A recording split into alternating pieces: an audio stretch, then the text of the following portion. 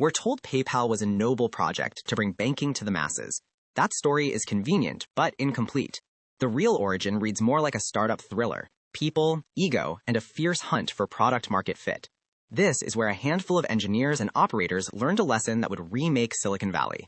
The players arrived from different places. Max Levchin and Peter Thiel were building Confinity, a cryptography-backed payments company. Elon Musk launched X.com as an online bank. They collided in 2000 when a merger fused technology, capital, and ambition. What followed was less about altruism and more about a ruthless optimization. Make payments easy, scale faster than fraud, win trust before regulators close the door. The end result was a product people found indispensable. The cast behind it, later dubbed the PayPal Mafia, left as much of a mark outside the company as they did inside it. Over the next chapters, we'll trace their origins, their breakthroughs, the fights that nearly broke them, and the secret network they stitched across Silicon Valley. In 1998, Confinity was born in Palo Alto, founded by Max Levchin, Peter Thiel, and Luke Nozek. Their idea? Secure digital transfers using cryptographic safeguards. By 1999, Elon Musk had founded X.com in Texas, dreaming bigger, a full online bank that would redefine financial services. The patchwork of payment methods and slow rails made both teams restless. In March 2000, the collision came. Confinity and X.com merged. Suddenly, different cultures and visions were under one roof. Musk briefly led the combined company, believing banking scale would win the day, but product realities disagreed. PayPal's simple money-sending features, built by Confinity, were what users actually loved. The merger birthed a product that prioritized frictionless money movement and aggressive anti-fraud engineering. It also created tensions over leadership and technical direction. Those months were crucibles. Young engineers refactored systems daily, while executives argued about brand, architecture, and growth tactics. The outcome set the stage for a crucible of talent and a roster of people who would later carry lessons, grudges, and equity into the wider tech ecosystem. PayPal's advantage was not a patent or a marketing trick. It was a product that removed friction. Sending money by email felt like magic to users in 2000. They could sign up quickly, send funds, and often move before banks noticed. Growth was viral. People invited friends because using PayPal reduced friction for both buyer and seller. But virality exposed another enemy: fraud. Engineers like Max Levchin focused obsessively on anti-fraud systems, building real-time risk scoring and machine learning heuristics long before those terms were fashionable. Meanwhile, growth teams pushed onboarding loops and incentives like referral bonuses to scale the user base. In February 2002, PayPal went public, a brief, intense moment of validation. Months later, in October 2002, eBay acquired PayPal for about $1.5 billion in stock, folding the startup into an ecosystem that made online auctions safe and easy. The exit solidified fortunes and reputations, but it also dispersed talent. The same rapid scaling that created value also created a diaspora of founders ready to take the lessons and the capital elsewhere. Success was never tidy. The merger and meteoric growth revealed fractures. The most public rupture was a leadership change that read like a corporate Greek tragedy. Elon Musk, who had dreamed of a sweeping online bank, clashed with product-centric engineers and board members over focus and spending. By autumn of 2000, Musk was removed as chief executive, and Peter Thiel took the helm. The decision was about more than personality. It was a strategic choice to double down on payments and risk operations instead of the broader X.com vision. Inside, fights over architecture, scaling strategies, and fraud prevention were intense. Engineers rewrote core systems under production pressure. Executives negotiated with investors, and legal teams watched regulatory currents. These tensions forged a culture that prized ruthless hiring, quick iteration, and a tolerance for internal conflict. It also created a shared mythology: survive the pressure cooker, and you became hardened, connected, and ready to start something new. The event would later be recounted as a pivotal moment that split dreamers from builders and set the tone for the network that emerged from PayPal's ashes. After the eBay sale, money and experience flowed out of PayPal.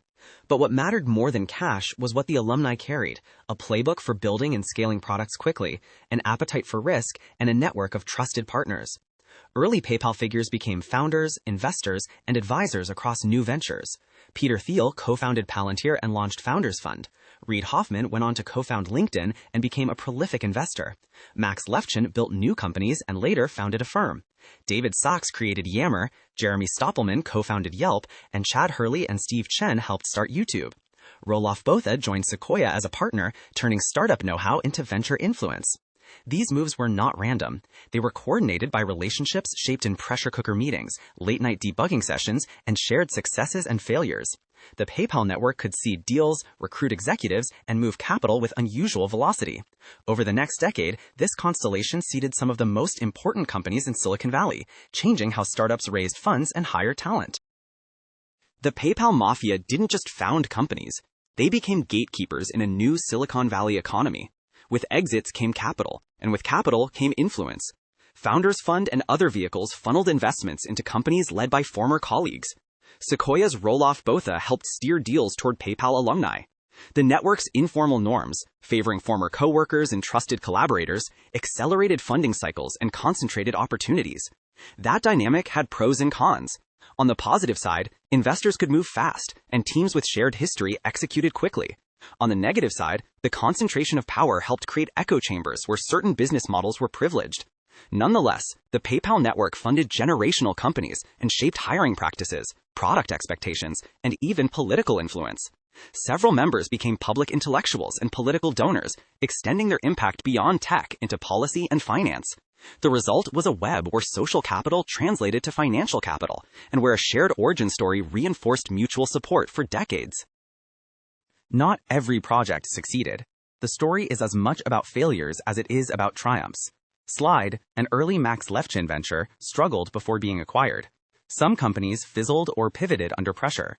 Those setbacks mattered because they refined the network's playbook: hire aggressively, prioritize product-market fit, instrument everything, and exit decisively. Cultural traits, intense debate, willingness to fire quickly, and a focus on execution over diplomacy spread to new ventures. That code produced rapid product cycles, but also cultural frictions that later critics would describe as ruthless. The legacy is mixed. On one hand, the PayPal alumni built tools and companies used daily by millions. On the other hand, their approach reshaped startup norms toward higher risk and faster churn. The history shows that innovation doesn't come from charisma alone. It comes from repeated practice, shipping under pressure, learning from failure, and leaning on a trusted network when the stakes are highest. Decades after the merger that created PayPal, the influence of that small group is unmistakable. They seeded companies that defined social networks, payments, enterprise software, and the modern venture industry. More importantly, they exported a method: recruit talented problem solvers, demand measurable results, and compress learning cycles. The lesson for founders and investors is clear: talent networks matter as much as capital. A shared crucible, whether a startup or an intense product team, creates trust, and trust speeds markets. The PayPal Mafia's story is not a myth of heroes. It is a pragmatic tale of how a handful of people, forged under pressure, multiplied their impact through entrepreneurship and investment.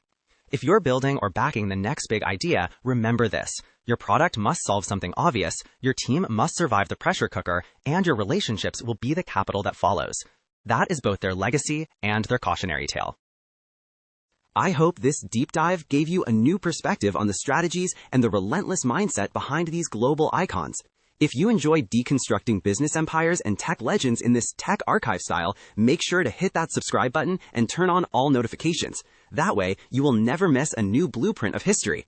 For those of you ready to explore more boardroom coups and technological breakthroughs, I have handpicked 2 videos for you right here on the screen. Click one to keep watching. I will see you in the next one. Thanks for watching.